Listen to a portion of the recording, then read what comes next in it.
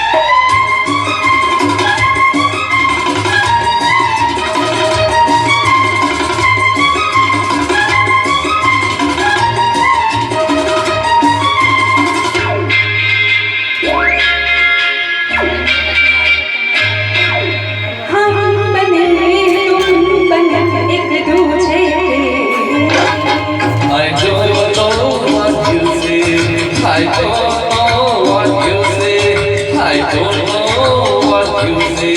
I don't